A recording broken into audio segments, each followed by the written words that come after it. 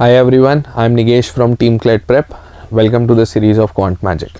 Now today we will be discussing a very simple yet an effective concept, that is averages. Okay तो सबसे पहले हम बात करेंगे कि एवरेजेस होता क्या है, व्हाट इज़ एवरेज, एंड उसके बाद में हम लोग डिस्कस करेंगे कि how are we suppose to calculate average. Okay now चलिए सबसे पहले एवरेज डेफिनेशन की अगर हम बात करें तो एवरेज क्या होता है. Average is the central tendency of data. कोई भी डेटा अगर हमें गिवन है तो उसकी मिडिल टेंडेंसी, मीन वैल्यू, उसकी सेंट्रल टेंडेंसी क्या होगी, that is known as average. Okay now ये थोड़ा सा बुकिश डेफिनेशन ज़रूर फील होती है हमें, तो इसको थोड़ा सा एक बेटर तरीके से समझते हैं.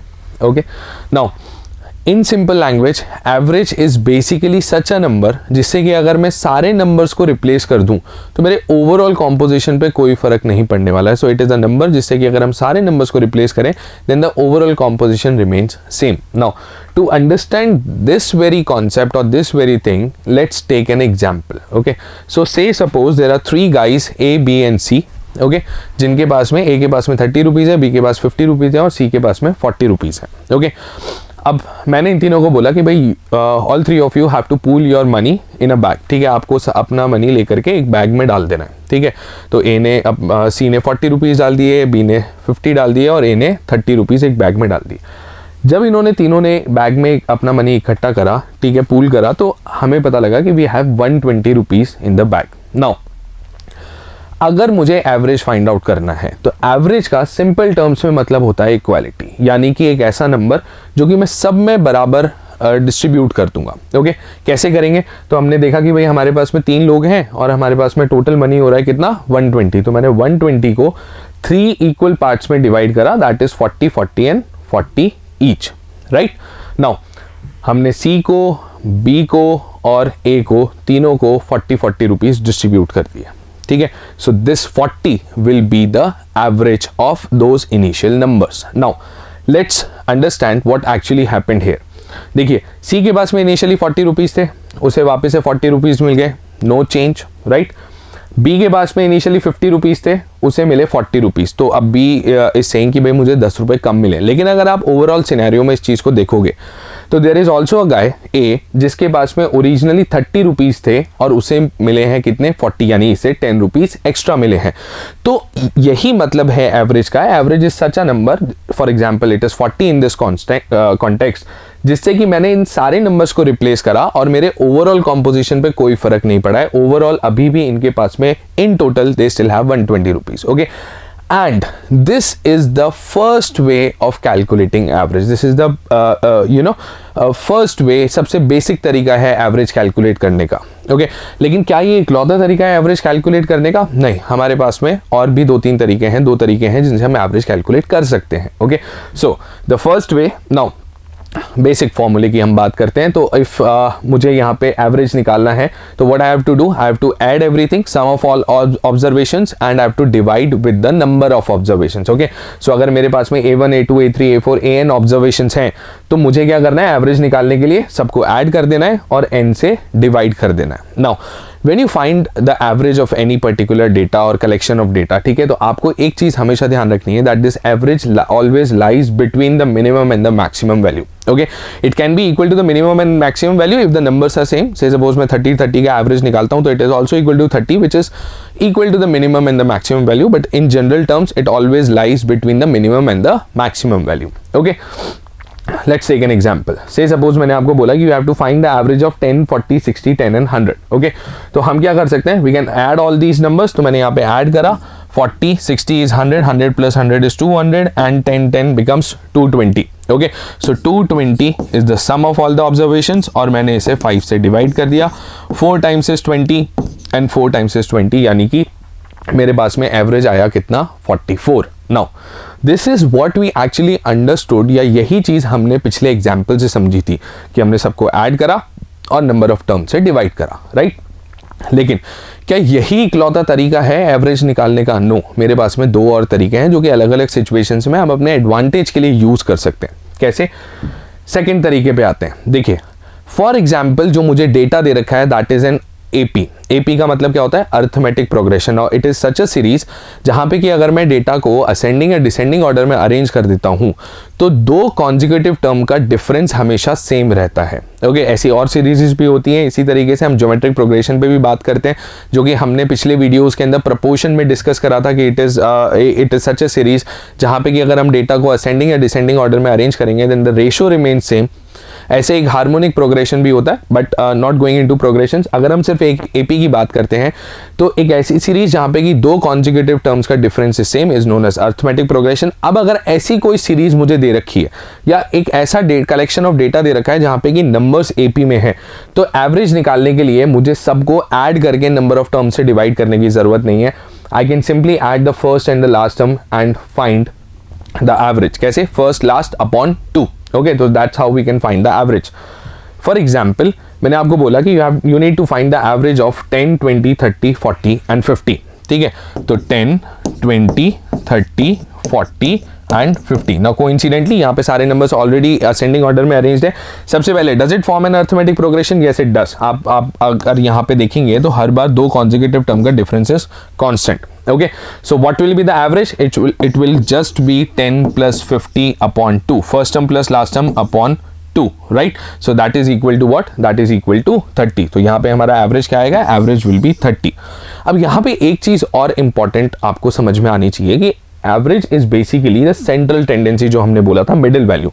अब कई बार लोग इसको इस तरीके से रिलेट करते हैं कि भाई अगर एपी है और अगर ऑड नंबर ऑफ टर्म्स है तो middle one will be the answer. Okay, अगर इवन है तो बीच वाले दोनों को ऐड करके 2 से डिवाइड करेंगे. I am saying you don't need to cram such things. आप सिंपल रखिए first plus last upon 2. Odd है इवन है उससे कोई फर्क नहीं पड़ता है, राइट?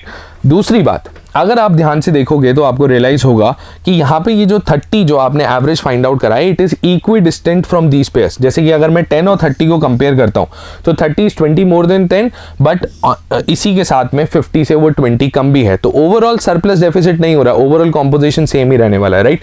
20 को मैं 30 से कंपेयर करूंगा तो 30 इज 10 मोर देन 20, लेकिन वो 40 से 10 कम भी है. तो ओवरऑल सरप्लस डेफिसिट फिर बैलेंस हो गया, ओवरऑल कॉम्पोजिशन पे फर्क नहीं पड़ रहा है. यानी कि अगर मैं इन सब नंबर्स को 30 से रिप्लेस कर देता हूं, if I replace each of these numbers by 30, okay, 10, 20, 30, 40, 50 की जगह हर किसी की जगह अगर मैं 30 लिख देता हूं तो that will be the average और मेरा overall composition will remain same. Okay, चलिए, so this is what we have to do when an AP is given. और अगर अर्थमेटिक प्रोग्रेशन में है तो हमें एवरेज इस तरीके से निकालना है. ओके, नाउ एक और इफेक्टिव तरीका है जिसको कि हम एवरेज फाइंड आउट करने के लिए काम में ले सकते हैं, that is to balance the overall surplus deficit whichever is occurring. ठीक है, let's take an example. Say suppose मैंने आपको कहा कि मुझे इन सारे नंबर्स का एवरेज निकालना है, तो मुझे क्या क्या नंबर्स गिवन है? 10, 90, 10, 20, 50, 40, 60 एंड 80. नाउ इन नंबर्स को देख करके एक बात तो साफ साफ समझ में आ रही है कि these numbers are not in AP. तो मैं first term plus last term upon 2 use नहीं कर सकता हूँ. तो मेरे पास में दूसरा तरीका क्या आता है? दूसरा तरीका आता है कि I shall add all these numbers and then divided by the number of terms. तो I can see there are वो 3, 3, 6 एंड 2, 8 टर्म्स. ठीक है, तो ऐड करके मैं 8 से डिवाइड कर सकता हूँ. इसके अलावा एक और तरीका भी है जिससे कि हम एवरेज फाइंड आउट कर सकते हैं. तो basically what we are going to do is हम यहाँ पे गलत एवरेज मान करके और जो सरप्लस डेफिसिट आएगा उसे बैलेंस करके सही एवरेज तक पहुंचेंगे. ओके, चलिए एक बार ट्राई करते हैं. से सपोज मैंने आपको ऐसा हमने कुछ करा कि भाई let's assume any number between 10 and 90. अब सबसे पहला चीज दिमाग में आती है कि why between 10 and 90, why not 100? भाई अज्यूम करने के लिए सबसे आसान नंबर इज 100. ठीक है, तो 100 अज्यूम नहीं करूंगा, ये हम ऑलरेडी डिस्कस कर चुके हैं कि जो भी एवरेज होता होगा वो आपका मिनिमम और मैक्सिमम के बीच में लाई करेगा. तो यहाँ पे मैंने देखा कि भाई the lowest number is 10 and the highest number is 90. तो मैंने एक नंबर अज्यूम करा, ठीक है, 10 और 90 के बीच में. Okay, that number can be anything, it can be 40, 30, 50, आप कुछ भी अज्यूम कर सकते हैं. बस उसके अकॉर्डिंग आपको जो भी सरप्लस डेफिसिट, जो भी एक्स्ट्रा आ रहा है या डेफिशिएंसी आ रही है उसको बैलेंस करना होगा. ठीक है, चलिए देखते हैं. अब मैंने यहाँ पे नंबर अज्यूम करा 50.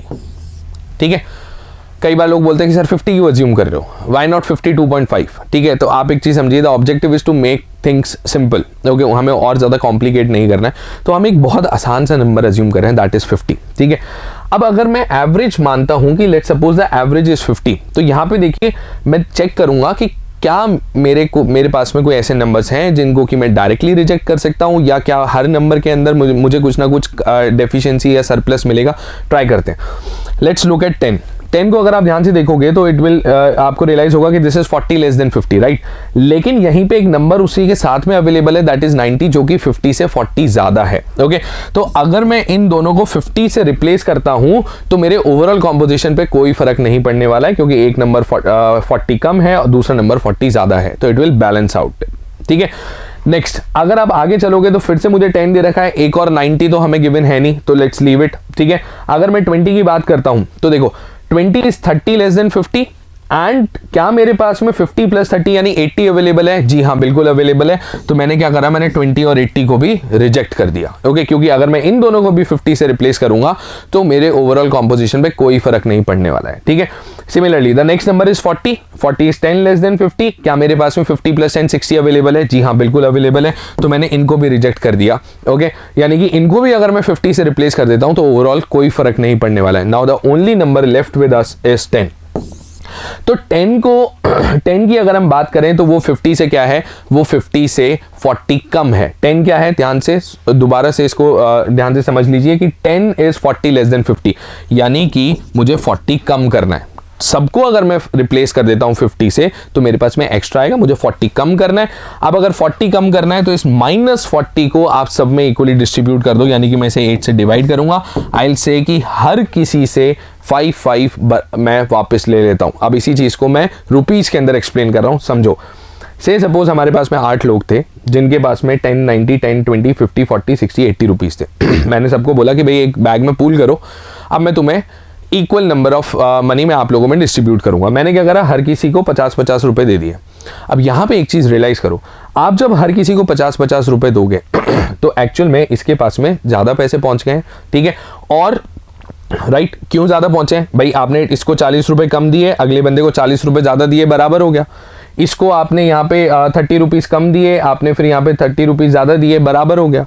इसको आपने 10 रुपीज कम दिए, आपने 10 रुपीज ज्यादा दिए, बराबर हो गया। लेकिन इसको तो आपने 40 रुपए ज्यादा दे दिए, ठीक है, जो कि इनके पास में होने ही नहीं चाहिए थे, तो हमने वो वापस ले लिए, इसलिए मैं माइनस कर रहा हूँ। ठीक है, तो मुझे क्या करना है, 40 माइनस करना है। अब लेकिन कंसेप्ट ये बोलता है कि भाई सबके पास बराबर होना चाहिए, तो अकेले एक बंदे से 40 रुपए नहीं लेंगे हम। ठीक है, हम क्या करेंगे, सबसे बराबर लेंगे। तो अगर मुझे 40 रुपीज वापस लेने हैं, यानी कि मुझे 40 इनमें से रिड्यूस करना है टोटल कॉम्पोजिशन में से, तो मैं सब में से इक्वली रिड्यूस करूंगा। तो मैंने 40 को 8 से डिवाइड करा, यानी मैं हर किसी को क्या कर दूंगा, 5 रुपीज कम ले लूंगा। अब आप सोचो, अगर आपने सबसे 5 रुपए वापस ले लिए तो आपने हर नंबर को किससे रिप्लेस करा? You have not replaced it with 50, you have replaced it with 45, right?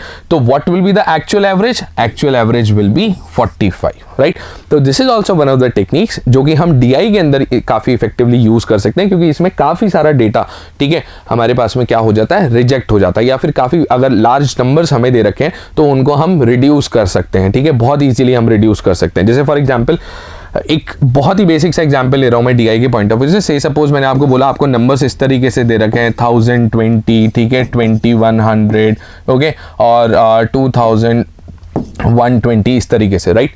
अब यहाँ पे देखिए हर किसी के पास में 2000 तो है ही, मुझे इनका एवरेज निकालना है, तो मैंने सबसे पहले 2000 को अलग कर लिया। उसके बाद में मेरे पास में क्या क्या एक्स्ट्रा है, 20 एक्स्ट्रा है, 100 एक्स्ट्रा है और 120 एक्स्ट्रा है, राइट। तो 120 plus 100 is what, 120 plus 100 is 220 plus 220 plus 20 is 240। तो अब मैं क्या करूंगा, 240 को तीनों लोगों में इक्वली डिस्ट्रीब्यूट कर दूंगा, राइट। तो अगर मैं इसको 3 से डिवाइड करता हूं तो 80, और 80 को मैंने सब में डिस्ट्रीब्यूट करा, तो मेरा एवरेज भी क्या हो जाएगा, 80 से इंक्रीज होगा, यानी कि 2000 में मैं 80 ऐड कर दूंगा और मैं बोल दूंगा the average is 2080।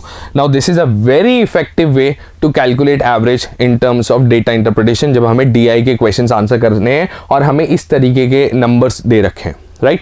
So these are the 3 basic formats जिनको कि यूज करके हम एवरेज कैलकुलेट करते हैं। Now I hope I have made this concept very clear to you, ठीक है। इट्स जस्ट कि अब आपको इन चीज़ों को अपनी रेगुलर प्रैक्टिस के अंदर इनकॉर्पोरेट करना है। Thank you so much.